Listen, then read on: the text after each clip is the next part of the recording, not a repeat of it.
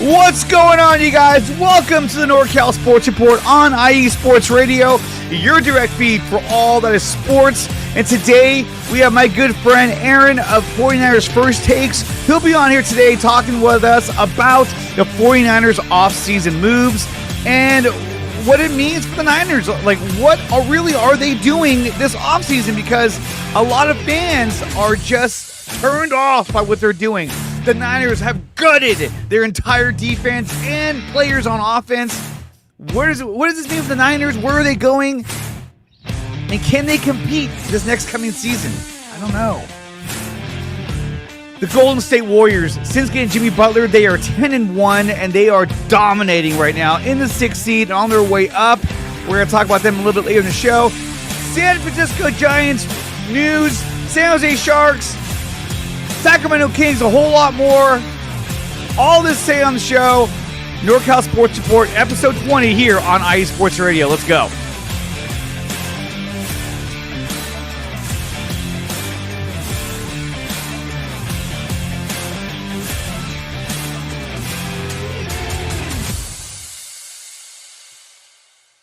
What's up, everybody? Welcome to the NorCal Sports Report on IE Sports Radio, your direct feed for all that is sports. This is episode 21 of the weekly show, which is the NorCal Sports Report here on IE Sports Radio. Remember, guys, that this show, you can find it on...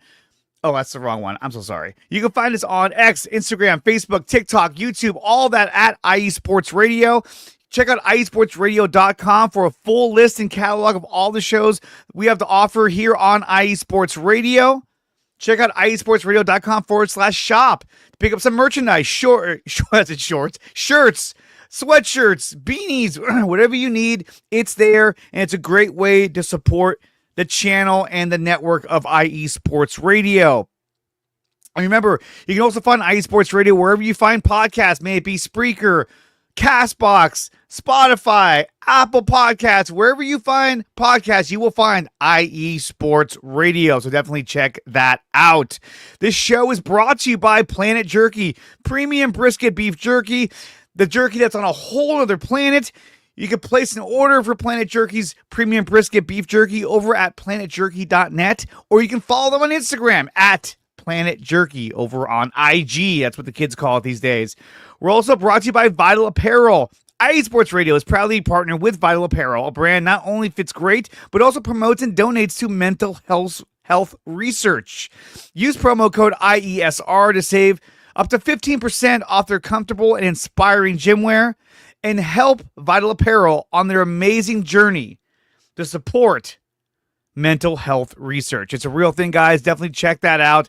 It's Vital Apparel or VTLapparel.com. We're also brought to you by Seal the Deal Wax Seals.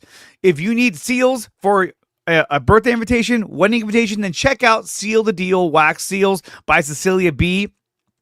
You can follow them over on Instagram at SealTheDeal_Wax Seals.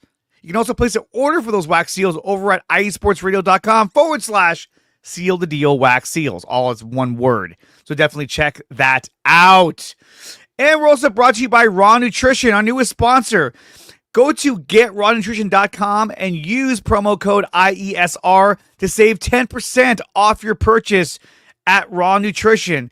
I'm loving Raw Nutrition. Check out Raw Nutrition supplements over at getrawnutrition.com. Like I said, use promo code IESR to get an additional 10% off your purchase of Raw Nutrition's supplements. You can also follow me over at NorCal Sports IE over on X, and you can follow me at DreArea Sports on X, Instagram, and over on YouTube. We're broadcasting on my channel and on IE Sports Radio on YouTube, on X as well.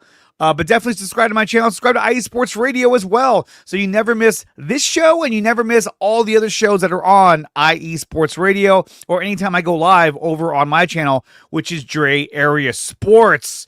And then if you want to support the channel, again, support this show, go to Supporters Club. Use this link down below for Spreaker Podcast. And this is a great way to support the show and to support IE Sports Radio. When we come back, we're going to have Aaron of 49ers First Takes we're going to talk about what in the fuck the Niners are doing this offseason, and does any of it make any sense? Because right now it sort of doesn't, but then it sort of does too. It's a little weird. But we'll get to all that as soon as we come back.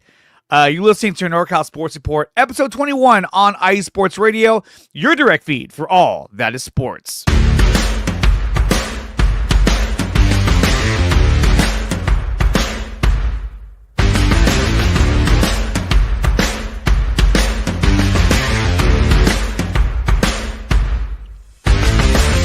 IE Sports Radio fans, this show is brought to you by Planet Jerky Premium Brisket Beef Jerky. Planet Jerky is the official jerky of the 2022 California League champion Lake Elsinore Storm, Single A affiliate of the San Diego Padres. This all brisket jerky has gluten-free options, contains no MSG, no sodium nitrate, is low in sugar, and high in protein. Go to their website at planetjerky.net and follow them on Instagram at Planet Jerky. Planet Jerky, the jerky that's on a whole other planet.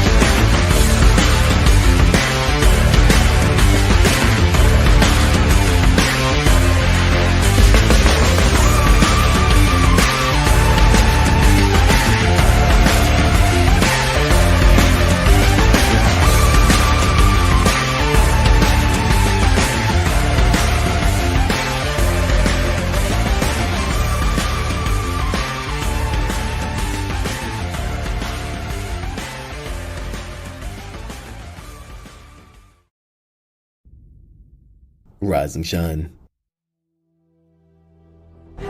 It's 4 a.m. The stars are still out. The sun is beneath the horizon, but it's time to punch in and go to work. The comfort of your warm-ups turns into the grinding out of your reps as the clinking and the clanking of the plates create a symphony of euphoria. There's no other feeling like it. Earn it, burn it, and take what's yours. IE Sports Radio has proudly partnered with Vital Apparel, a brand that not only fits great, but also promotes and donates to mental health research. Use our code IESR to get 15% off their comfortable and inspiring gym wear and help them on their amazing journey to support mental health. Go hard, take part in your iron therapy, and be strong. Because when your mental health is as strong as you are, there's no telling how far you'll go.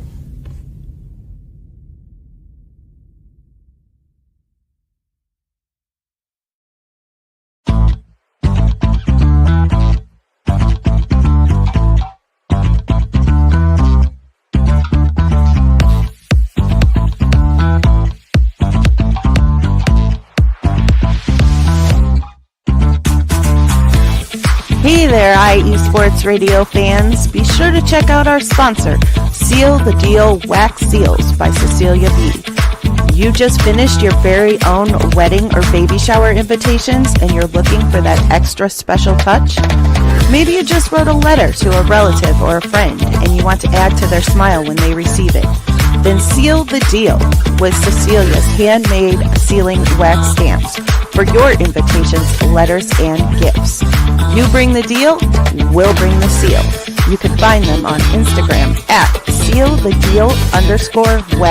stamps and on Facebook, Seal the Deal Wax Seals.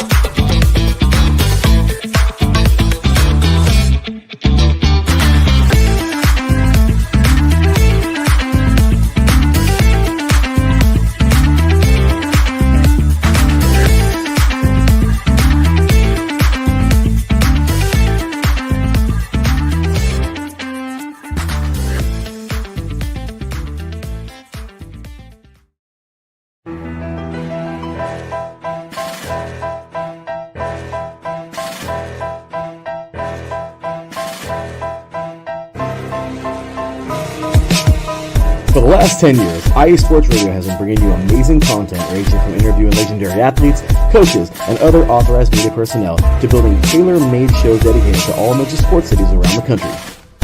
Make sure to follow us at IE Sports Radio on X, Instagram, Facebook, TikTok, and YouTube to keep up with the latest in sports and with all of our shows. Also, make sure to check out our daily updated website at iesportsradio.com. At iSportsRadio.com, you can see our daily show schedule and check out all of our show pages with personal bios to learn a little bit more about each of our awesome hosts. In addition to our show pages, you can catch the iSports Radio blog, Hall of Fame, Fans of the Month page, and our merchandise shop, including t-shirts, tank tops, caps, long sleeves, hoodies, and more. For now over a decade here at IE Sports Radio, we've continued to be by the fans, for the fans, and we thank you all for your support and for making IE Sports Radio your direct feed for all that is sports.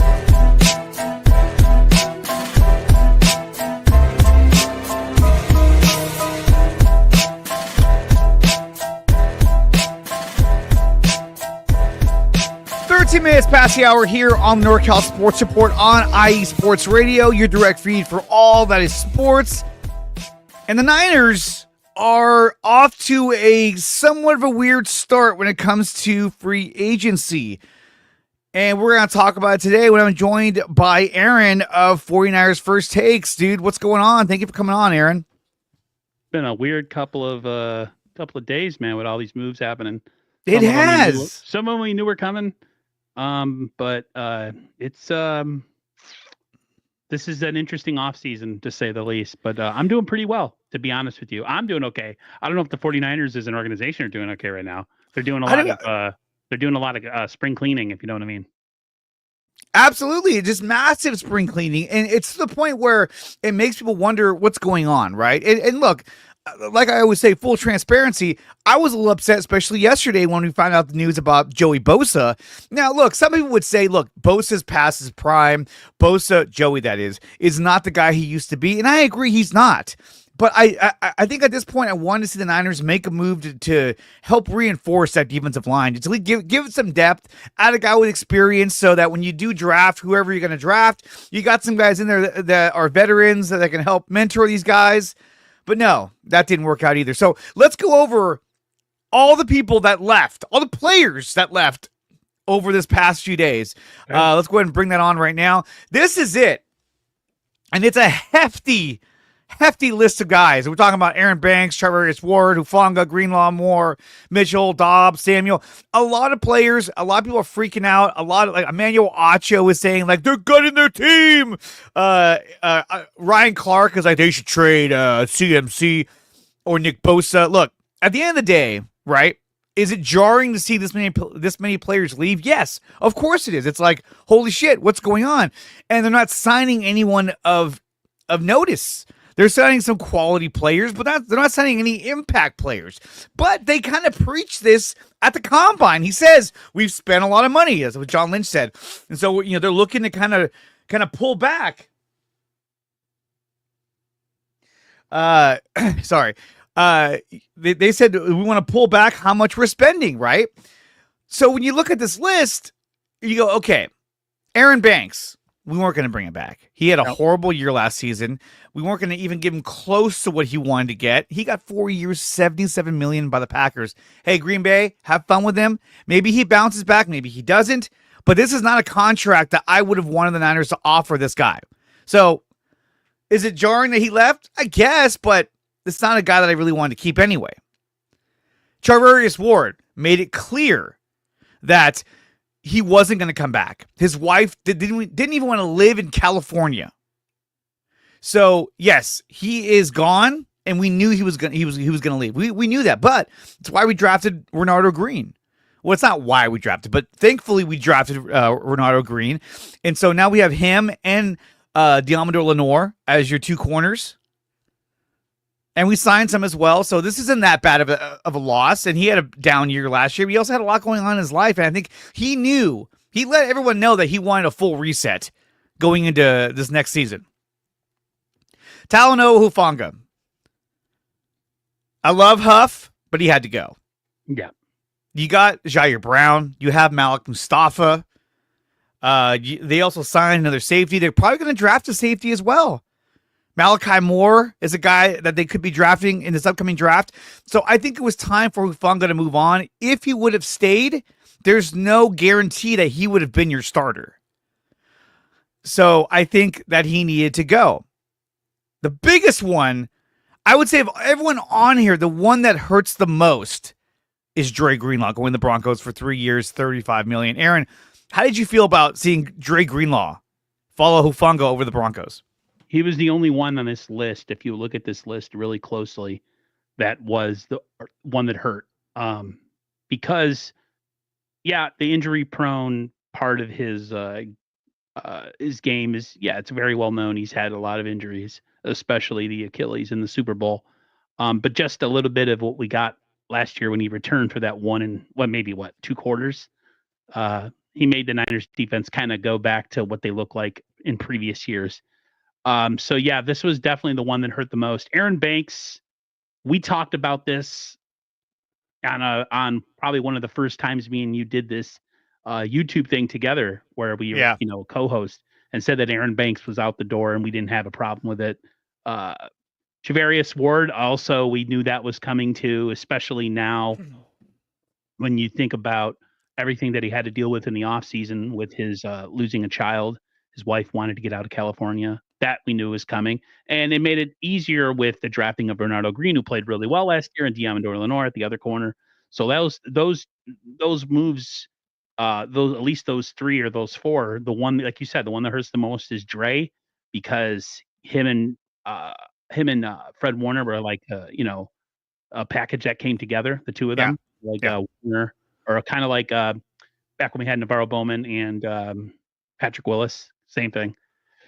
So out of you look at the rest of the list, I know we're going to get to it, but Greenlaw, the one that hurt the most. But then we thought about this too. We talked about this on a prior stream, probably with Sterling Bennett, the three of us. And we were like, Greenlaw would be great to come back, but Greenlaw, there's no guarantee that Greenlaw returns to his former self. And he is a injury prone player. If we said, and we talked about this, that if they were going to offer him something, it was going to be a high upside deal with a low base salary, because the Niners had to protect themselves. Niners didn't, I would assume they offered him something, but it was nowhere near 3 years, no way, $1 million. So yeah, it hurts that he's gone out of this list. I kind of miss a Charvarius Ward too, just because he was pretty solid as a corner. The way you look at it right now, like I said, the list is pretty extensive, but Greenlaw definitely hurts the most. And you look at the rest of the players. Look, Jalen Moore, I would love to keep the guy, but not at what he got paid. No way. That was ridiculous. And so a lot of these guys, they got contracts that were like, look, bro, if you want to pay him that much money, go right ahead. I'm glad the Niners didn't. The frustrating part about all this is that we want to see the Niners get better. As fans, we want to see them get better. And so we want to see them sign players. And so far, they just haven't. And so that's been the hard part for a lot of fans, is that they want to see improvement. And so far, they haven't really done that. And that's been the hardest thing to watch. Strawberry React says, Dre is the only one that don't have a replacement for. I'm high on Winters. I see him more as linebacker number 3. I agree. I don't know if D Winters is the answer there. I do see them trying to draft somebody at linebacker. I don't see them going after a free agent. We saw what happened last season when it came to Eric Kendricks, how he bounced on them, and then they went to Devondre Campbell. And that's a whole nother stream you can talk about that guy. So I do think they will draft somebody. Where they're going to draft it, I'm not sure, but they will address that position somewhere in the draft. But I think that Curtis Robinson and D Winters, that will be the competition for the number 2 linebacker. Tatum as well. Tatum Bethune, but I still think that it's going to be between Winters and Curtis Robinson. Look, they signed Curtis Robinson to a 1-year deal. They could have tendered him a contract. They could but they signed him to a contract, which means that he's going to be on the team. He will not be a practice squad guy. So that's how confident they feel with Curtis Robinson. And there's a chance that he could be linebacker number 2. Him and D Winters can split that time. Is it the best option? No. But it is an option nonetheless. So we'll see how that kind of shakes out. So you look at Elijah Mitchell. Probably wasn't going to come back. He's been beat up. He's had a long career. Some people say that he's got a big man's game with a small man's body. He's often injured, but doesn't fumble. He got 4 years from the Chiefs. which is insane. But if you look at the upside for the Chiefs, right, what have they been needing for a while? They've been needing a reliable running back who doesn't fumble, and that's what he is. And so they gambled on, hey, look, if this guy can stay healthy, this guy's always been productive when he's on the field. I rarely ever did we see Elijah Mitchell, especially when he was a starter, go out there and just have a shit game where he's fumbling, where he's just not being productive. He doesn't do that. He's very productive, very solid running back. The problem is he's had injuries. So they took a chance on him. But they didn't spend much, $3.5 million for 4 years. That's pretty good. If you're the Chiefs, you're like, hey, we just got this guy for fucking 4 years. It'd be one thing if it was like a 1 year deal for $3.5 million, then you're like, oh, damn it. But no, this guy, I think it's a good contract for the Chiefs. Josh Dobbs, we knew he was leaving. He didn't want to be here. I think I really feel like that was a signing by Lynch that he thought, hey, this is going to be good. And right away, Shanahan was like, I don't like that idea. Because he never really saw much of Dobbs. And then there's Deebo Samuel, which we knew he was going to leave anyway. He wanted a fresh start. He kind of shit the bed this past season, especially when he complained about not getting the ball, and then he dropped the ball multiple times. So his ego was smashed. His reputation was tarnished, and he wanted out. And so they traded him to the Commanders for a 5th-round pick. So when you look at this list, some of these players, it's a tough pill to swallow, but a lot of them, we knew that they were probably going to leave. I mean, realistically, right? And so let's check out this one here. This is another list by Ari Marov. This gives you a little more clear cut on all the people that are gone. Now, we know, I don't think, what's his name? Leonard Floyd is on this list, but Leonard Floyd got cut. That was a surprise. I was surprised they got rid of Leonard Floyd. I thought they would keep him on, but they apparently don't want to pay him that money. And I think maybe he's a better player if he's on a team that is loaded with talent. And maybe they felt like this is not really the guy for us anymore. And it could have been a guy that even Robert Saleh was like, yeah, that's not really the guy I want out there. He's a slender guy, not very good against the run, but he did have a good year in terms of sacks. I think he had 10 sacks. But he's bad against the run. Another guy they lost that was like, oh shit, Malik Collins. They cut him. That was a surprise. It was a surprise, but it wasn't a surprise. I thought I was expecting big things out of Malik Collins, and at the beginning of the year, I thought he looked really good, and then he quickly diminished and was getting pushed off the line trying to stop the run game. Yeah, he was also pitiful against the run. It seems like Horrible. a common theme with a lot of the couple of, as a whole, these lists look really bad, but as you break them down, it's not as bad. I think the thing with me and you is I started in a very positive mindset with this offseason. When they said that they were going to take a different approach, I'm thinking, okay, they're not going to throw money at the first wave of guys, but they're going to get some quality replacements. Defensive line, you've seen none of that right now. Like, what? I'm not panicking, but I mean, the defensive line right now is in a world of trouble. And if you go strictly based on the draft, I mean, are you going to draft 6 defensive linemen? No, you're not. I mean, they are going to sign some guys. They have to at this point. Yeah, that's the part that scares me the most. I knew a lot of these moves were coming. I understand them. They look bad from an optics point of view when you look at them as a whole. But the defensive line is the part. I mean, a lot of these secondary moves that we were making, a lot of them are depth. The Niners are trying to increase depth at a very cheap price. I know a lot of people say who every time they want to get a guy, that's more well known. So I get that part. But the defensive line right now is the part, I think, to me, where it's starting to get me in a bad mood is because we haven't seen any activity whatsoever. We've seen a lot of guys go out the door, but nothing come through. And essentially what you have right now is Nick Bosa and nobody else. So I want to see something, but we haven't seen anything yet free agency wise. It's like, I don't know, man. That's the the offense was pretty much going to be the same next year. Ben Barch could be your left guard. He looked good at times last year when he played, but he was hurt. But defensively, man, this is going to be a completely different team. Yeah. And It- you it- asked it- it, you it asked almost- us in the intro, like, are we going to be any good next year? Like, That's a big question. And so a lot of us, we saw the release of what's his face, Leonard Floyd.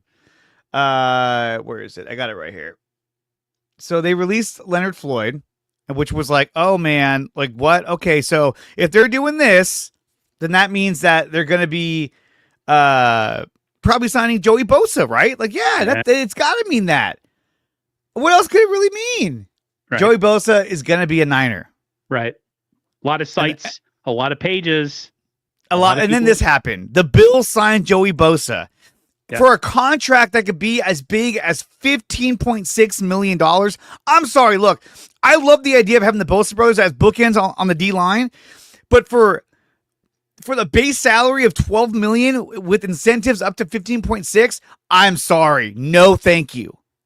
No, thank you. No way. There's no way. No way. No freaking way. But here's the thing.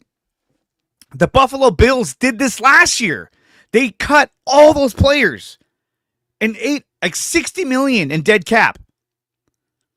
This year, now that they've recovered from that, they can make the signing of a Joey Bosa. Hey, let's bring him on. Look what they had last year or the year before last. They had Leonard Floyd. Last year, or this past offseason, they got rid of Von Miller. So now they want to replace this guy, replace that bookend with another kind of veteran defensive end, and they went with Joey Bosa. The part that pisses me off is that it was like, if you read the tea leaves, he was coming to the Niners. Yeah. But then he decided. It sound like a lot of people made it sound like behind the scenes that it was a formality. And I think the biggest issue a lot of people had on X was the fact that, no, we didn't want to overpay for him, but it seemed like he was coming to the 49ers with the mind of, hey, I'm going to get paid a lot less. It's probably going to be an incentive-laden deal, and I get to play with my brother. Yeah. Everybody thought that. Nobody said we got to pay him a bunch of money, and that no one ever said that we were that at all. It was just the way that it was made to feel. You felt like the Leonard Floyd being released was just a matter of, it was just a format, like you said, a formality. Bosa's coming through the door. And then to see that move, and then to see no defensive line moves still since yesterday, it caused a lot of anger. And I have become a little bit more impatient with what the Niners are doing right now. So yeah, that definitely. And that's the problem, is that it's patience, and we're losing it. We're losing patience badly because they're not signing anyone of note. But they did make some acquisitions. Trying to log into my account real quick. Sorry about that. They did make some acquisitions, and so we could talk a little bit about that, right? And so, who did they bring in? Well, this is courtesy of Matt Mayoko. But we're talking about cornerbacks: Trey Brown, Trey Tomlinson, tight end Luke Farrell, Luke Gifford. Is a common theme here. Trey, Luke, and then Demarcus Robinson from the Rams, Jason Pincock, and Richie Grant. Out of these signings, which one stands out to you as anything? Demarcus Robinson to me is the only player that was signed. Yeah, where I could see him doing stuff, because he was a reasonably what's the word I'm looking for? Not aggressive, a reasonable doubt. He was reasonably productive with the Rams. He didn't get a lot of opportunities. When he got opportunities, he made the best of them. And I know who he is. I've seen him play against us. I always thought, he's not a bad player. He's not like a game changer, like a world beater, but he's a competent National Football League receiver. Yeah. And so I saw that one, and that made me feel a little bit better. But a lot of these other moves, a lot of these other players, especially these DBs, nobody knows who the hell these guys are. And if you do, you're like a really big time YouTuber or someone who does content, a podcaster, you might know them. A lot of us who do this YouTube thing, and it's more of like a social thing that we do to talk to each other, nobody knew who those guys were. Nobody did. I mean, like, we knew Demarcus Robinson, obviously, but a lot of these guys, these are a little bit of the unheard ofs. The guys who were on the bench, or guys who were special teamers. That's one thing they have done, is they've addressed their special team needs. So if anyone has had the biggest voice in the locker room, it's been Brant Boyer who's been like, I want this guy, I want that guy. And you're like, let's go. They're cheap. Big shout out to Papa J. What's up, man? Good to see you, buddy. But all these names, look, Luke Farrell was the first one that they signed, right? Backup tight end. So already they've replaced Eric Saubert with a guy who's sort of like Eric Saubert. But this guy is known for his blocking. And I guess blocking is a big issue or big key in Kyle Shanahan's offense. So he wanted to make sure that he had a guy that can get that done. And we knew that there was issues with blocking when it came to guys like Cam Latu, when it came to Willis. Yep. When it came to even Eric Saubert. Yep. So they wanted to make sure that they had a guy who was a quality tight end who could block, and they did that. But they gave him a fuck ton of money. I was like, "Fuck, you could have gave that to somebody else." They do, but they didn't. Essentially, if you put in signing bonus, and you see how long he's going to be here, what is it? It's a 2-year deal, right? 2-year deal, yeah. Something. He's only getting about he's 11 million is signing bonus, I think it is. So 8 million. I'm trying to think. It's like it was like a little over 3 million per year, something like that. But still, yeah. Well, I mean, I think they're looking at him because a lot of people are saying the Niners are going to go to 12 personnel next year. Yeah, they're not longer going to be 21 personnel. They're going to change. They're trying to run more outside, yada yada yada, because they want to protect Christian McCaffrey's legs with all this interior running. But yeah. The 49ers do not the 49ers, people can't say that the Niners have been stingy over the last couple of years because they haven't. They can't. Exactly. They made moves. Yes. They went and signed Christian McCaffrey. Yeah. They got Emmanuel Sanders. They've done some things mid-season. They went and got Chase Young. The Niners have been reasonably active the last couple of years. We knew they were going to be a little bit less active, going a little bit for the lesser known type signings, C-level free agents, but we didn't think it was going to be to the point where it is right now, where like we really could use a defensive lineman or two, and they are just refusing. Who do they have? They have Nick Bosa, Evan Anderson, and I'm not Robert Beal. Yeah, they have Drake Jackson. Yeah, it's bad. It's bad, but we're going to break down who's still left for a defensive edge rusher in free agency. Does any of these moves make any sense? And we're going to talk about how we feel about the Niners moving forward into 2025 when we come right back. We're going to take a quick break. I'm talking with Aaron of 49ers First Takes. We'll be right back. You're listening to the NorCal Sports Report on IE Sports Radio, your direct feed for all that is sports.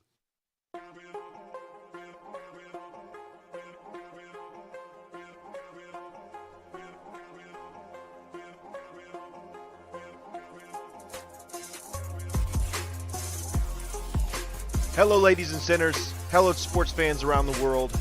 Hello, IE Sports family. This is Cale Henderson, the host of IE Vegas, the Sin City Sports Show, presented by IE Sports Radio. If you folks are interested in sports in the Vegas area, if you're wanting to have a blast for 1 hour, every Tuesday night from 7 p.m. Pacific Standard Time to 8 p.m. Pacific Standard Time, this is a show built for the Vegas sports fans, where we feature the Las Vegas Raiders, the Las Vegas Golden Knights, the Las Vegas Aces, and the University of Las Vegas, Nevada Rebels. Hopefully, fingers crossed, MLB team coming soon. Either way, if you folks are looking to have a blast for 1 hour each and every week, tune in Tuesday, 7 p.m. Pacific Standard Time. Raiders suck. Pacific Standard Time.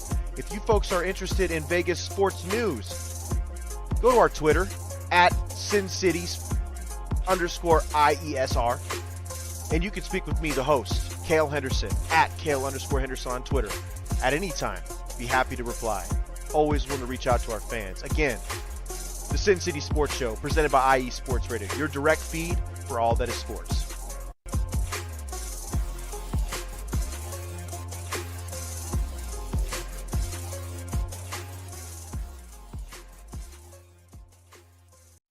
What's up, guys? If you're looking for the best coverage of all Northern California sports, including 49ers, Giants, Warriors, then check out the NorCal Sports Report with yours truly, Andre Fernandez, every Wednesday at 11 a.m. Pacific time, right here on IE Sports Radio, your direct feed for all that is sports. We have guests every single week talking 49ers, Giants, Warriors, Sharks, San Jose Earthquakes, and a whole lot more, plus 3C2A. You do not want to miss this show. So tune in Wednesdays at 11 a.m. Pacific time to the NorCal Sports Report on IE Sports Radio, your direct feed for all that is sports.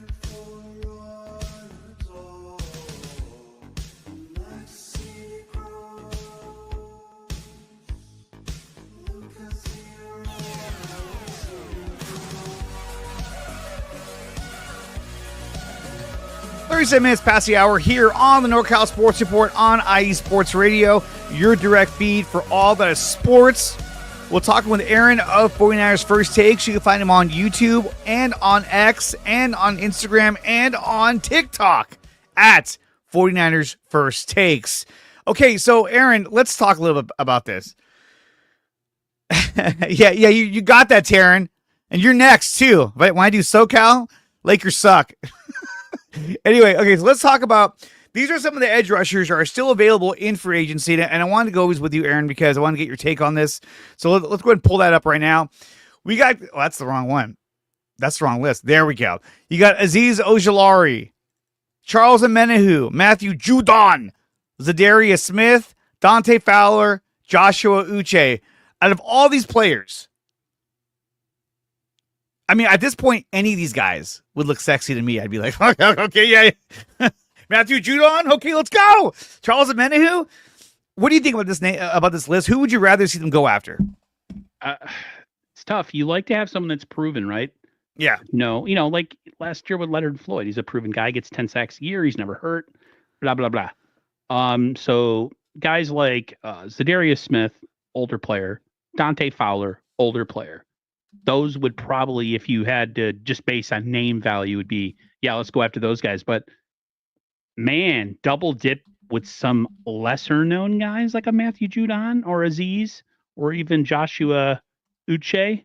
I wouldn't mind going a little bit younger and adding depth by bodies instead of going for one guy and, blowing your stack or your wad on one player. So, man, it's tough. I mean, there's none of them are going to get you a Super Bowl win based on nobody is. But Nick Bosa right now has nobody across from him that can. There's nobody. They're like, okay, double team him. What about those guys? They don't have anybody. Okay. I understand what they wanted to do, and I get it. I'm understanding people are like, I said I got to trust the process, but man, right now. Just based on bodies on the team, like what is your direction? What are you looking to do with this defensive line? I understand, you got rid of a couple big name guys that have big price tags that can't stop the run. The Niners were awful against the run last year. Awful. So I get that. But nothing's happening right now. And we're in what officially free agency began today. So technically I need to shut up and relax. But out of the whole list right now, if you had to put a gun to my head and say, who would you get based on just name value? Yeah, probably Zadarius or Dante Fowler. But I wouldn't mind going with the lesser known guys for lesser money. And they're younger too. So, hey, if they play well, the Niners could bring them back and sign them to a longer deal. So I don't know. It's going to be interesting to see what they do. It's hard to see. Really, what this screams to me is that they are all in on the NFL draft. They are going to draft the shit out of this team.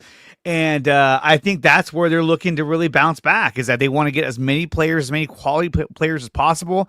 But here's my thing. I still hear rumors about, maybe they'll take Tyler Warren with the number 11 pick. I don't think they can take him. No way. Because they haven't addressed the needs at defensive line, offensive line, linebacker. You cannot... I think, in my opinion, you cannot draft a tight end and Tyler Warren, who isn't going to be your starter, and not address the defensive line. 100%, bro. Like, this isn't that type of draft. You don't have the luxury picks this year. You don't. Every pick has to hit. Every like pick. Brockton said, Niners need to hit on the draft like the Rams. The Niners, there is so much pressure on the front office this year to nail this draft. They kind of nailed last year. I would say 8 out of 10. They did. If you had to give me a grade last year of the draft, I'd say the Niners were 8 out of 10. You know, Kingston, and then I forgot the other player. I'm missing somebody, but the Niners need to have a stellar draft this year. Their scouts, John Lynch, they need to be having extra meetings. Kyle needs to be involved. Kyle not going to the combine based on what we know now about this offseason and what their plan is of getting cheaper, getting younger, going through the draft. Why were you not at the combine? I mean, this is like a make or break season. If the Niners have a porous season and have a really shitty roster going into 2025, man, someone's got to take the heat for that. Someone's got to fall on the sword. So, But I mean, yeah. What do you think they focus on at number 11 pick? Do you think it's more focused on the interior defensive line or an edge rusher? They got to go edge. They have to go. I think they have to. They need a bookend for Nick. Nick needs help.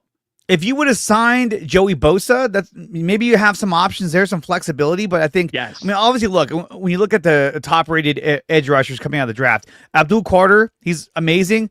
He's not going to be there at 11. No fucking way. Mikhail Williams from Georgia probably won't be there. Mike Green might be there. Jalen Walker, maybe. James Pierce Jr., that's the guy I want at edge rusher. I think he's good. I like some of the tape that I saw of him, but he may not even be there. He might go earlier than 11. Listen, if that's the case, right, and some of these top guys are not there, I would not be pissed if they drop back a couple slots, let somebody jump into 11 and they double dip in the first round and they go get an edge and a tackle, defensive tackle. If they were able to double dip, that would be fucking amazing. Yeah. But I think if you trade a first round pick to trade back, you don't get one in return. You just get like an extra second round pick or extra, third round pick. Right. You're right. It would have to be like an early second or back half. Yeah, something like that. Yeah, where it's close to the first. Tackle at pick 29. Like, I don't know. But I mean, you got guys like on the interior, you got guys like Walter Nolan. A little questionable if how he is against the run, but I think he'd be a good candidate. Mason Graham, love to have this guy. Probably won't be there. He'll be gone probably in top 6. Kenneth Grant, Darius Alexander out of Toledo, Shamir Stewart. That's another guy I could see them going for as well. I could see them drafting Shamir Stewart. The guys that I think are realistically going to be available for the Niners at number 11, I think my prediction will be James Pierce, Shamir Stewart, and possibly Mike Green might be available. I also think that Ashton Genty might be available as well. And I worry about that because I can see Kyle Shanahan saying, hey, I really want that guy. Like, oh, shit. Okay, he really wants Ashton Genty. Oh, let's just do it. But this year, who knows? They're like, no, fuck him. Whoever he wants, we're going to get the opposite. You never know. Parag's probably going to be in the room. Like, shut up.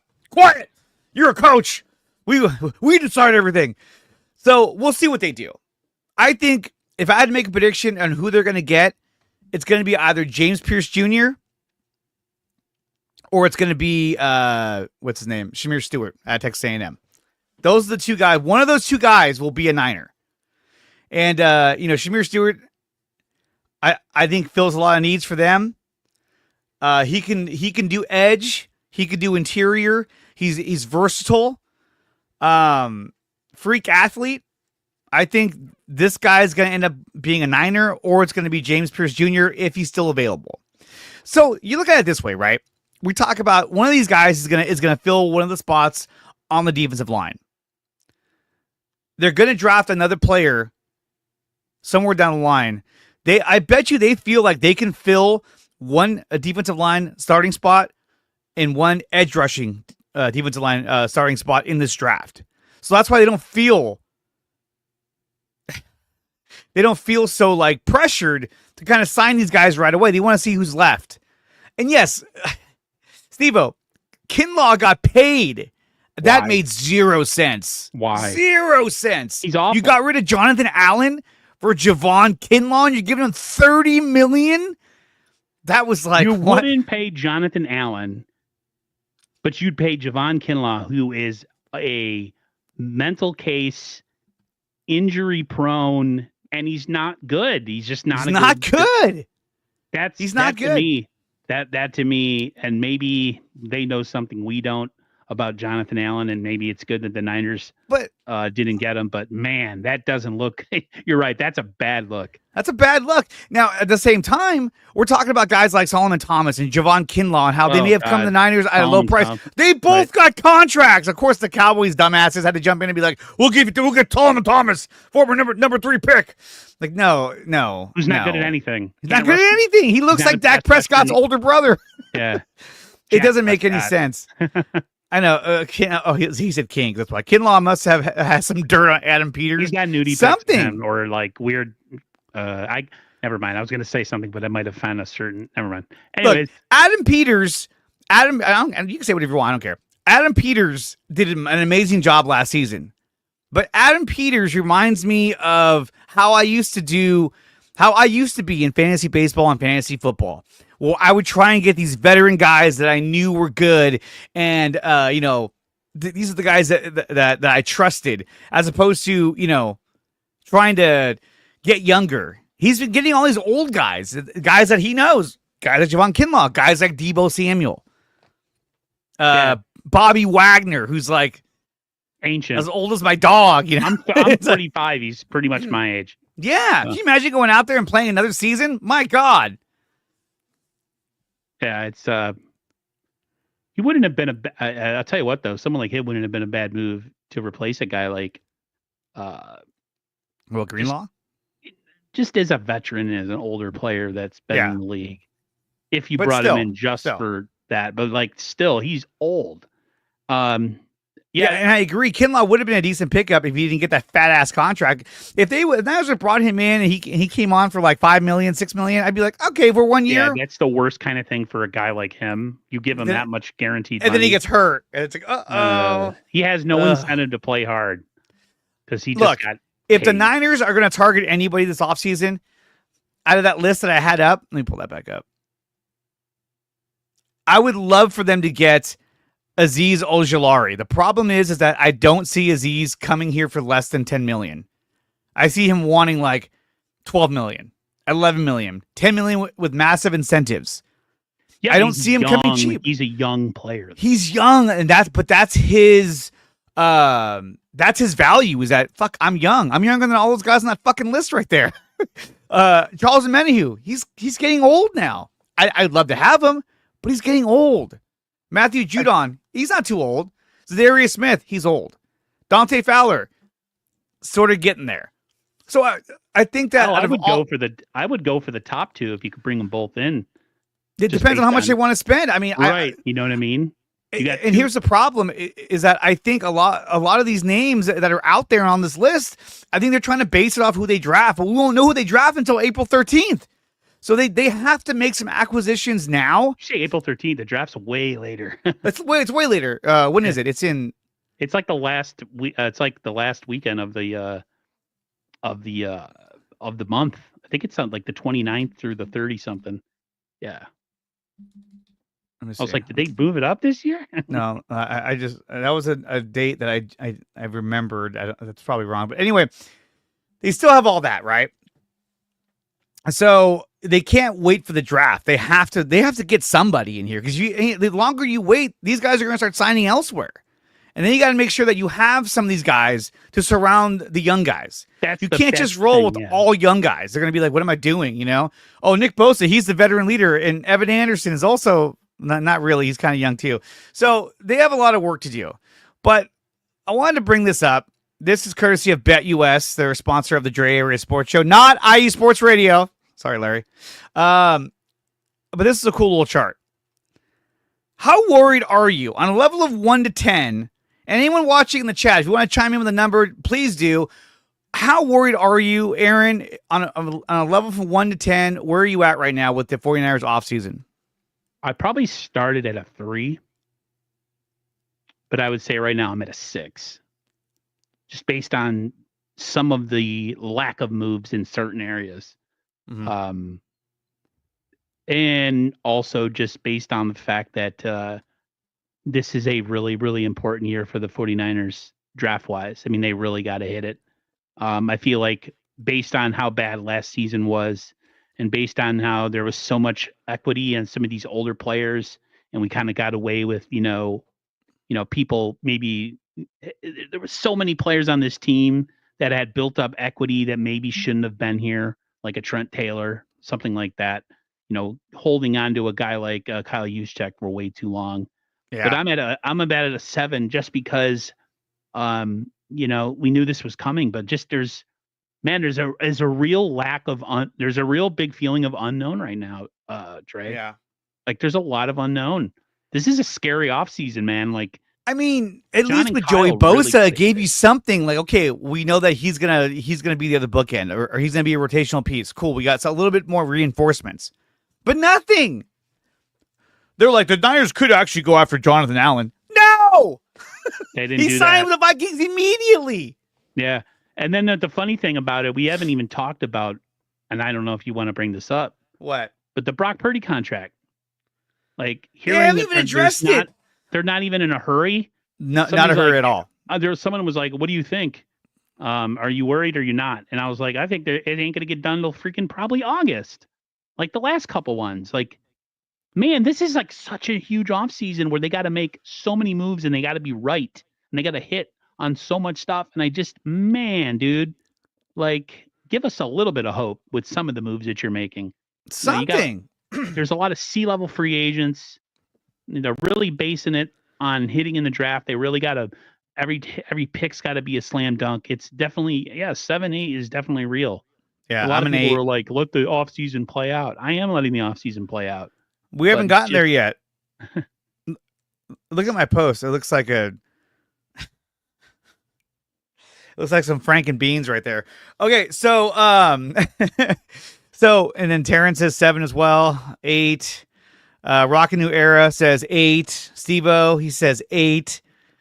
Everyone's just worried about what they're going to do. And look, do I have faith that they can draft really well? Aaron chimes in finally with 7, which he said it. But I think that it's my worry is that historically under the Shanahan and Lynch regime, they have not drafted well.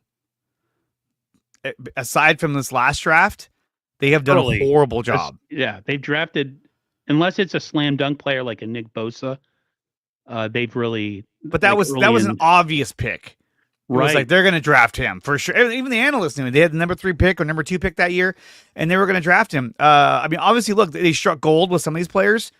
George Kittle, Brock Purdy, studs. But you can't rely on just a couple of studs. You have to hit on more than 1 or 2 players. Yeah. And this is the case. This team this year is suffering because of the Trey Lance trade. Yes, they gutted the draft so hard that this past offseason, they had to sign guys like Leonard Floyd and make trades for Malik Collins and get Jordan Elliott and try and rebuild this defensive line and some of the secondary because they didn't draft anybody. They had no depth.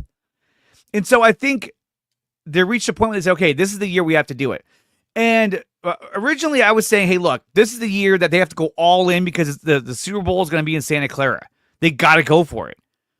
But I almost feel like the ownership was like, hey, look, the Super Bowl is going to be in Santa Clara. We're going to fucking make a ton of money this season. You need to cut spending and start rebuilding for the following year. We have the cushion of money that we need. Let's make sure that we're cutting costs and getting this team right for 2026 and 2027 and so on. Guys, we have 275 watching right now. Make sure you like and share and subscribe to IE Sports Radio, to DreArea Sports, and you make sure that you go subscribe over to 49ers First Takes. He's got some awesome content over there, over on YouTube. Follow him on X, Instagram, and TikTok as well. So, with that being said, look, the Niners are making these subtle little moves, but there's another move out there that they could make.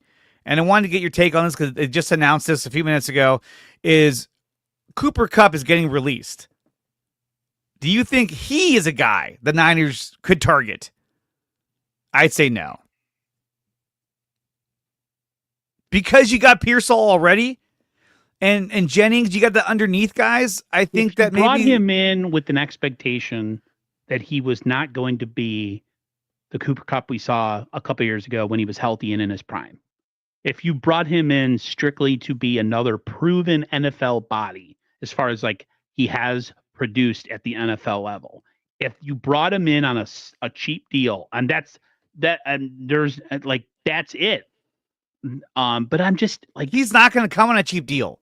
We have so many other glaring needs on defense. This right here. You'll end up with the Chiefs, of course. This right here. This is what I'd be like, of course. Of course he's going to go to the Chiefs, right? Of course. Just to keep him away from the Chiefs, yeah, maybe sign him. But the Niners got the freaking Rams in their own division to worry about before they worry about the Chiefs. The Chiefs are like, well, we lost DeAndre Hopkins. Let's go ahead and get Cooper Kupp. Yeah. But look, we're not the only team that's being gutted. If you look at the Philadelphia Eagles, they've been gutted. They lost Josh Sweat. They lost Milton. They lost a lot of guys. They traded C.J. Gardner-Johnson. Yeah, but they got rid of Darius Slay. They have a lot of really good equity in their fan base. So if they they won the Super Bowl. And so really, this is what they should have done last season after they lost Super Bowl, the Niners. They should have just got rid of everybody like they're doing so this if season. They had a bad season to be like, well, they lost a bunch of people. Last year, we kept everybody and we still sucked. And they were all old and they all got hurt. But I think this draft, they looked at it and said, dude, there's so much depth at the defensive line position, at the running back position, at offensive line. It's a deep draft. So they were like, hey, this is the year that we need to go all in on the draft and get rid of some of this, trim the fat off of this team and move on from some of these guys that are a little long in the tooth and get younger. And he said it himself. He said, we need to get younger, faster, and cheaper. And what's one of the things that Kyle Shanahan said about his team at the bye week? He says, our team looks slow. And I think what he wanted to say was our team looks old and slow. And guess what? They were all expensive too. Overpaid. Exactly. Kyle Juszczyk. I love Kyle Juszczyk, but he had to go. I haven't been a fan of his for a couple of years. No. I just, the whole thing with his wife and the coats and the Cabo clique and all this stuff. There was just... you never want to have a Cabo clique. That just shows you're not winning anything. Right. And it's just the fact that there was all this, when they carrying Trent Taylor on your practice squad last year really bothered me. The Niners, there was the thought last year that we were going to turn this thing around during the season because we've done it before. That was the talk. And I've seen a couple tweets about this, that the Niners relied so much on their past accomplishments last year, thinking they were going to break through, and they didn't do it. And there was too much of that equity stored up that needed to get cut from this team. They needed to get hungry again. They needed to get more focused. They'd become a little too lackadaisical. Everybody's comfortable. Everybody's paid. Everybody's here. We're all friends. We all hang out in the off season. I'm kind of liking the fact that now they got to re-earn it and they got to re-bolster this roster. And it's going to be a lot of young, hungry, healthy bodies coming in here who hopefully, if they're good and that the Niners sit on them, they needed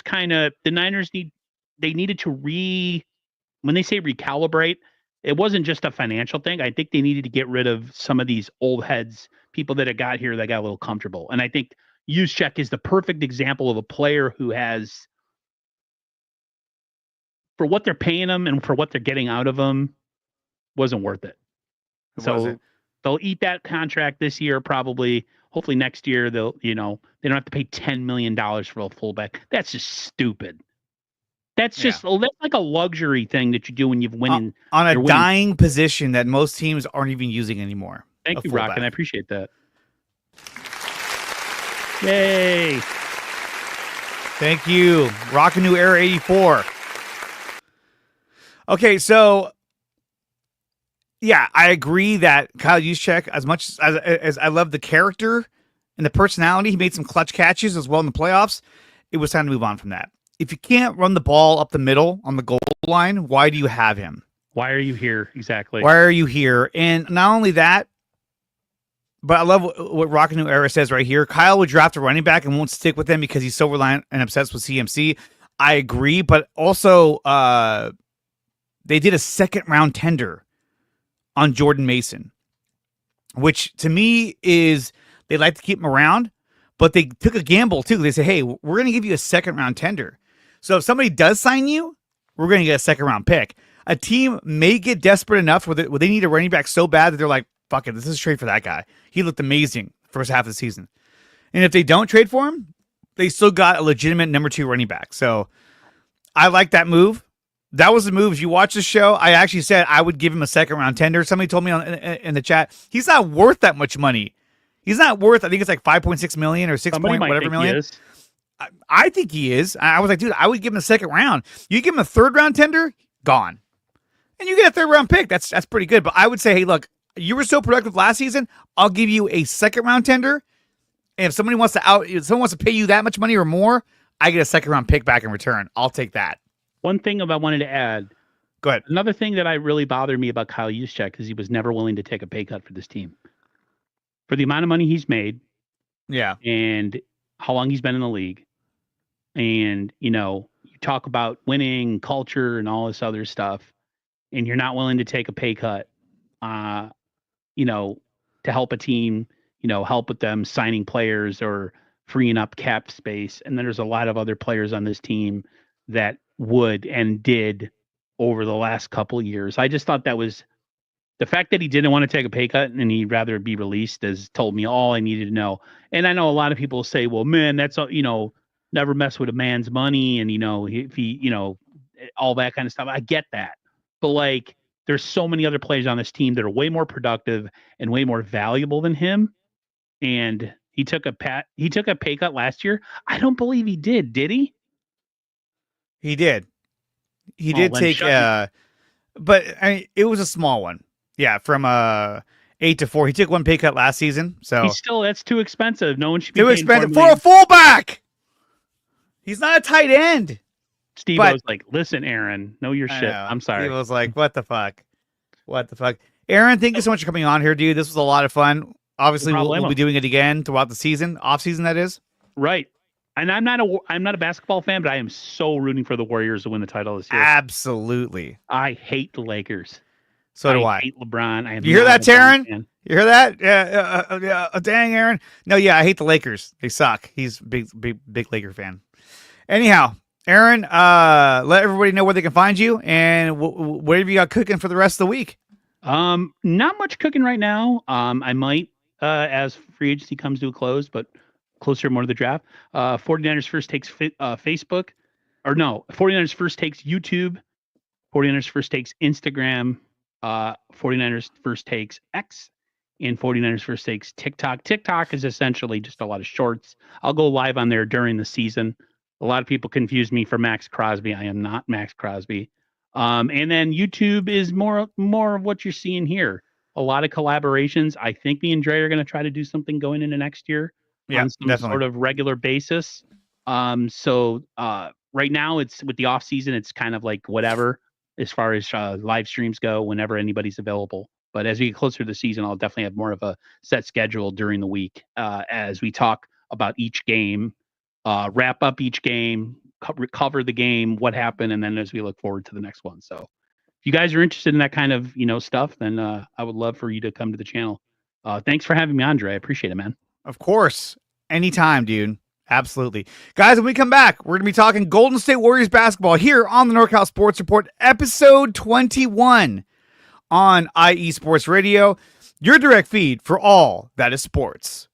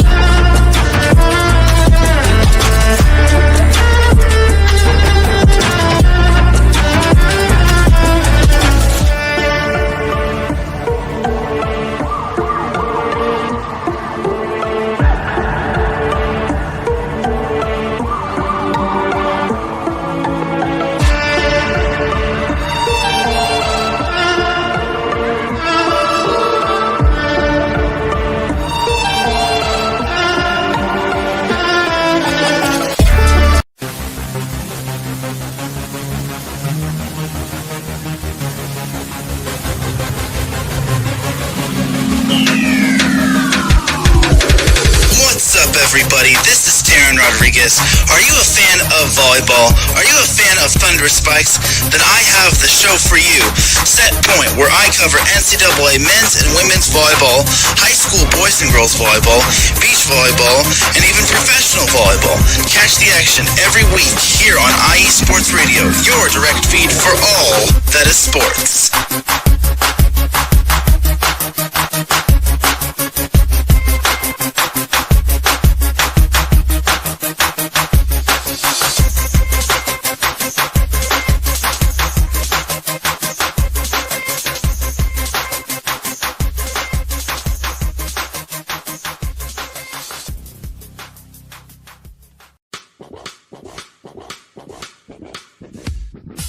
Hello, sports fans. It's me, your boy Larry B, and I want to walk you through the world of sports.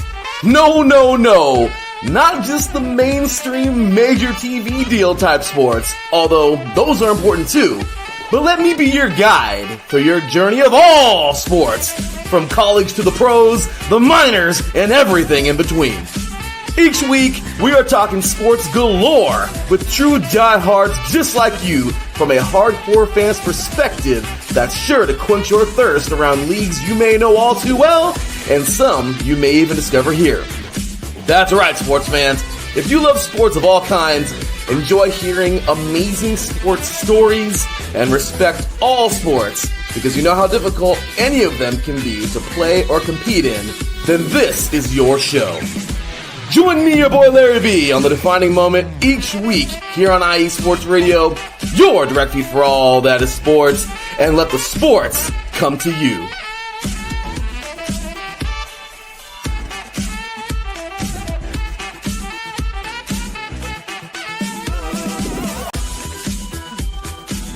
Nine minutes past the hour here on the NorCal Sports Report, episode 20 on IE Sports Radio, your direct feed for all that is sports. And now we shift gears to a team that is taking names. It's kicking ass and taking names, and that is the Golden State Warriors. The Warriors are 10-1. You heard that right, 10-1 with Jimmy Butler in the lineup. An entirely different team when they have Jimmy Butler on the team. Stats-wise, with Jimmy Butler being a Golden State Warrior, unbelievable. He's averaging 17.6 points a game, almost 6 rebounds, and 6 assists in the 13 games that he's been with the Warriors. Unbelievable. It's unbelievable. He's completely turned this season around. And I don't care what anybody says. This is a better acquisition than Kevin Durant. I think Durant would have gave you a lot of scoring, but they'd still be a lot of turnovers, a lot of hero ball. Jimmy Butler gets everybody involved, and I love that. I love that he gets everyone involved because he keeps the team engaged. And it's completely turned their season around. Now they're a top defensive team, a top rebounding team. When they were struggling in those categories. So he's added a layer of toughness, defense, scoring. Completely turned this thing around. Steph Curry has been rejuvenated. He's averaging almost 30 points a game since getting Jimmy Butler. Chris writes, we have the butler, the chef, and the postman. That's right. That's right. So the Warriors past 2 games, right? They went against the Detroit Pistons this past weekend. Detroit was soaring on the same kind of run the Warriors were on. 2 of the hottest teams in the league squared up in San Francisco. And the Warriors won 115-110 in a gritty, tough game. A game in the past that they would have lost. But not now. Not with the Jimmy Butler Warriors. And that's what I love so much about this team. Butler had 26 points in that game. He had 9 rebounds, 5 assists. Draymond Green had 12 points, 9 rebounds, 1 block, 3 steals.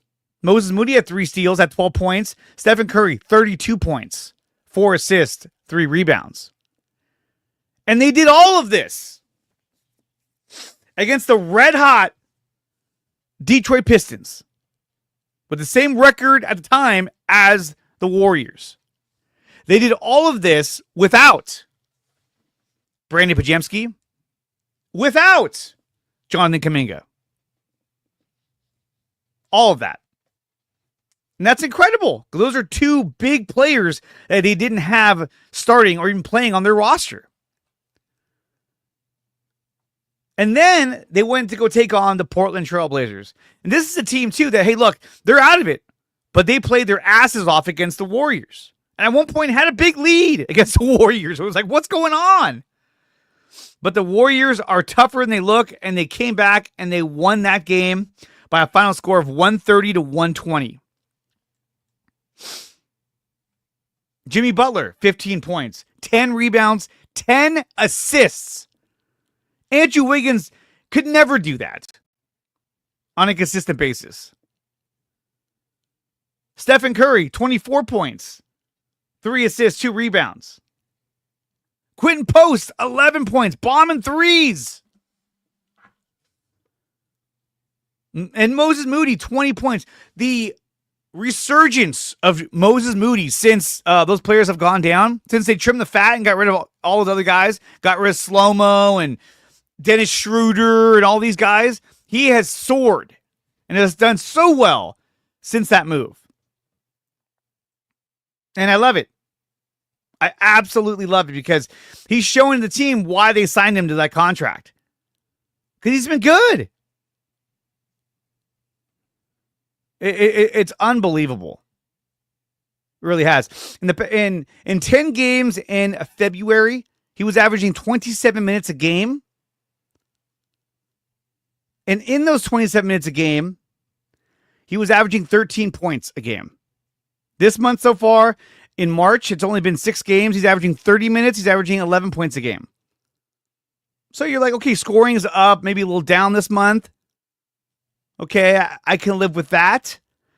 He's averaging about 2 rebounds a game. He's averaging about 3 free throws a game. And that's the other thing, too. The Warriors in themselves have been getting to the line way more often than they ever have in like 5 years. Now Draymond's getting to the line. Jimmy Butler gets to the line. In the game against the Pistons, Jimmy Butler was 6 of 7 from the line. Stephen Curry was 12 of 12 from the line. They are getting to the line efficiently like they've never have before, and I absolutely love it. It's unbelievable what Jimmy Butler has done on the influence he's had on this team. Against the Trailblazers, Jimmy Butler was 7 of 8 from free throw line. Steph Curry, 7 of 7. Moses Moody, 4 of 4. So they're getting to the line, and they are taking advantage of that as well. You know who else had a big game against the Trailblazers? Buddy Hield. Now look, I complain about Buddy all the time. Buddy really pisses me off a lot. But he had 20 points, and he was 6 of 9 from 3-point land. He was a plus 16 when in the game. And Gary Payton, GP2, 28 points, 26 points, a season high for Gary Payton. And he was 4 of 6 for 3-point land. Was killing it out there. And you're right, Chris. Guy Santos has been an absolute revelation. Getting more minutes and showing the Warriors his value coming off the bench. He's like a more refined, but way better version of Anderson Varejao. This guy can shoot threes, can shoot jumpers, he can get rebounds. He hustles for loose balls. He does everything you want him to do. And you couldn't ask for anything more from Guy Santos. The games he's played in October was 4 games. November, 2 games. December, 3 games. January, 15 games, averaging 18 minutes a game. He averaged 6 points a game as well. Averaging almost 5 rebounds a game. In February, played 10 games, averaging 12 minutes a game. Same thing. In March, averaging 18 minutes a game. Averaging 8 points a game in March. Just absolutely killing it in March. Averaging about 3 offensive rebounds and 3 defensive rebounds. So the guy's been there. 3.7 rebounds on each way. It's amazing. Guy Santos has been a fucking revelation for this team. And he gives them that tenacity, that hustle that they've been needing so badly. And then there was this news. The news that we've all been waiting for. The news that I've been saying, where the fuck has this guy been for months? And that's Jonathan Kuminga. Courtesy of Shams, what the fuck you want to call him? Golden State Warriors forward Jonathan Kuminga has been out since January 4th with a sprained ankle. Plans to return to the lineup on Thursday against the Sacramento Kings. Kuminga was averaging 20.5 points in his last 14 games that he played in back in the end of December into January. Kuminga is coming back on Thursday. That is phenomenal. Imagine this team with Jonathan Kuminga. It's what we've been talking about ever since they got Jimmy Butler. When they get him back and they get Brandon Pajemski, this team's going to be really tough. Really tough because Kuminga is another version of Jimmy Butler. And I think Butler is going to teach him a lot in terms of how to share the ball, how to make passes down low, how to score down low, how to draw fouls. You're getting a guy that was averaging 20 points a game. Now, is he going to do that right off the bat? I don't know. Jimmy needs to take Kuminga under his wings. He has 2 wings, not 1. 2. But Jonathan Kuminga is coming back, which is huge news for the Golden State Warriors. They currently sit in the 6th seed and are 3 games back of the Houston Rockets. The Houston Rockets are now starting to win games because they know the Warriors are hot on their heels. They won 2 in a row. They've beaten the Magic and the Pelicans. Not saying much. Those teams kind of suck. But I think when it comes to the Rockets, they got a guy on there that I would love to see the Warriors. They have guys on the Rockets that hate the Warriors, put it that way. Steven Adams, he probably hates the Warriors. Jeff Green probably hates the Warriors. Fred Van Vliet, he beat the Warriors, so maybe not. Dylan Brooks, he hates the Warriors. What's the other guy? Jalen Green, I think he's the one who got into it with Steph Curry, hates the Warriors. So there's a lot of hate right there when it comes to the Houston Rockets. Now, right now, if the Warriors were to start the playoffs today, let's see. If they were to start the postseason today, they'd be going up against the number 3 seed LA Lakers, who I think can be they can be beat. LeBron James is going to be out. He's going to be out for like 2 weeks because he sprained his mangina. I mean, his groin, I think it was, trying to defend Bronny James. So he's out. Luka's like, so I'm back to just being me. I'm back to just being me. Cool, thanks. And they're about to go into their toughest stretch where they're going against Denver, Milwaukee. Actually, Milwaukee twice. So they got a bunch of tough teams coming up, and LeBron is magically hurt. So then there's that. The Warriors are surging right now. In their last 10 games, they're 9-1. With Jimmy Butler in the lineup, they're 10-1. It's unbelievable. I still think we're going to catch Houston. If we keep going the way we're going, there's a chance that we even catch up to Memphis. The Lakers could dip because of the loss of LeBron James. So we'll see how that kind of plays itself out. Lakers take on the Sacramento Kings tomorrow night at 7 p.m. in San Francisco. And we'll see how they kind of pull that game together. I think they're going to win. But I know that the Kings are going to play really tough because they're up against it right now. They know that they have to start winning these games, especially against Golden State. They've got to. They need to climb back into the rankings. I mean, they're in the play-in right now, but they need to do better. So we'll see how the Sacramento Kings kind of fight through this. But they got a lot of work to do. They really do. The Kings against the Warriors this season, they're 1-2. In January, they beat them 129-99. That's when they were in their tough rut. January, actually, they're 2-1. My bad, I read that wrong. They're 2-1. They beat the Warriors twice on January 5th and on January 22nd. But then this last matchup on February 21st, they beat them 132-108. So Warriors looking to even up the season series against the Sacramento Kings, and I think they can. The Kings' upcoming games after the Warriors is New York, the Clippers, San Antonio, Denver, and Dallas. Oh, wait, that was the game that just played. Oh, man, that was bad. Sorry about that, Kings. No, their upcoming games are going to be Golden State, Phoenix, Memphis, Cleveland, Chicago, and Milwaukee. A lot of these West Coast teams are playing teams like Memphis and Milwaukee. The Warriors have the same kind of schedule as well. The Warriors, let me pull up their schedule real quick, because they got a tough one coming up. If I can actually find them. Like I said, they play against the Kings tomorrow night.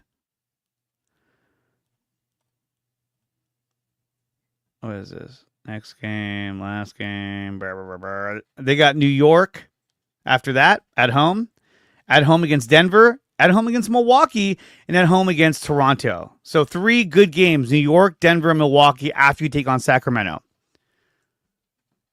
I think they're going to come out of that 4-game stretch 2-2.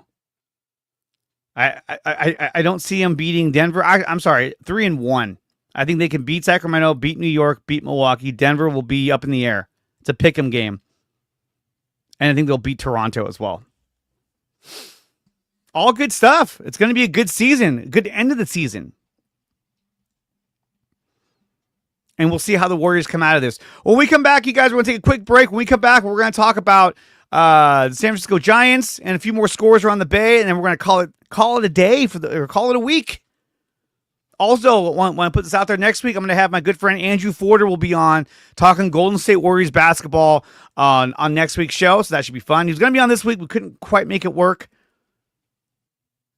but we are going to have him on next week. Guys, you're listening to NorCal Sports Report on IE Sports Radio, your direct feed for all that is sports.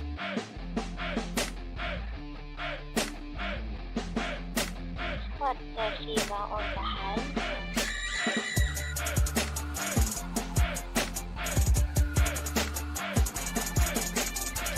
Hey, yo, what's good, Georgia? It's your boy ACS, and if you love sports from the Peak State as much as I do, then Georgia Sports Central is your one-stop destination for down south sports, courtesy of IE Sports Radio, your direct feed for all that is sports. Are you a Yellow Jacket at heart, or do you bleed the red and black of the Bulldogs? Do you keep it true to Atlanta with Trae Young, Capella, and the boys? Do you rise up with the Dirty Birds on Sundays? Are you excited to see what the future holds for Michael Penix Jr., Bijan, and the rest of the Falcon squad? Do you live at 755 Battery Avenue? Do you rep for Albies, Acuna, and the rest of Braves country? If so, then let's get united every Wednesday for some Braves, Hawks, UGA, Georgia Tech, Atlanta Dream, Falcons, and more on Georgia Sports Central, only on IE Sports Radio, your direct feed for all that is sports.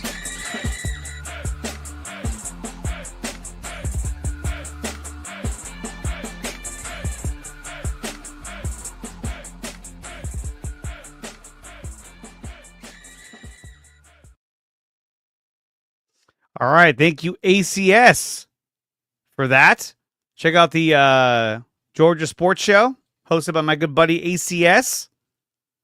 Does a fabulous fucking job doing that, by the way. San Jose Sharks. Sharks have lost 2 in a row.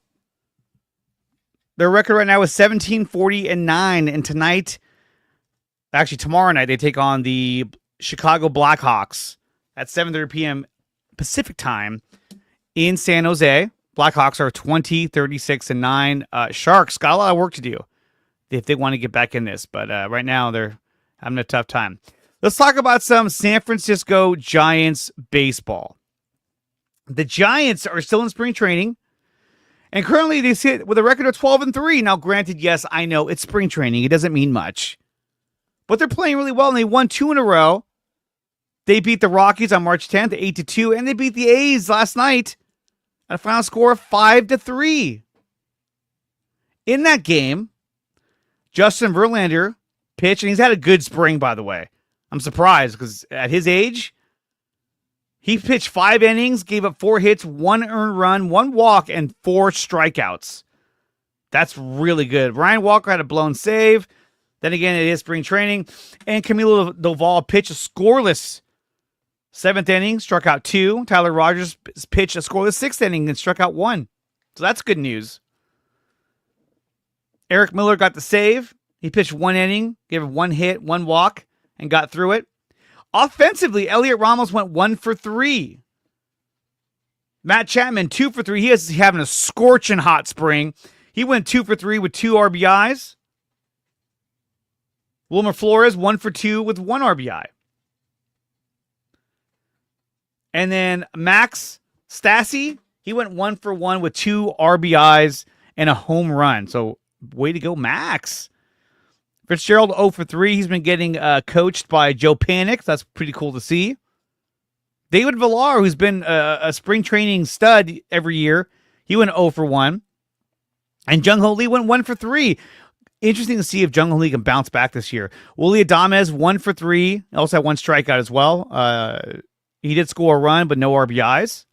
But he's had a good spring as well. So when you look at the lineup as a whole, you got guys like Jung Ho Lee, Elliot Ramos, Willie Adames, Matt Chapman, Patrick Bailey, Fitzgerald, Yastrzemski. So the lineup doesn't look that bad. And then not to mention Javier Encarnacion. He went 0 for 1, but he's having a good spring. So the Giants making some waves in spring training. Hopefully they can put that together and continue on their winning ways because they need to. They got the Dodgers to compete with, the Padres to compete with in the NL West. Their target should be obviously the wild card. And I think they can, but the pitching, I know we got Webb, Robbie Ray, Verlander. I just don't know how long Verlander can last. I don't know. He might last the whole season. I could be wrong. But every time we bring in a guy like Verlander, who's an older veteran pitcher, they typically don't last the whole season. But we'll see. Kyle Harrison has to step it up. And Jordan Hicks, who I thought for sure was going to be in the bullpen this season. But no, he's still going to be a starter. D-bags suck. Yeah, they're pretty good too, though. They are.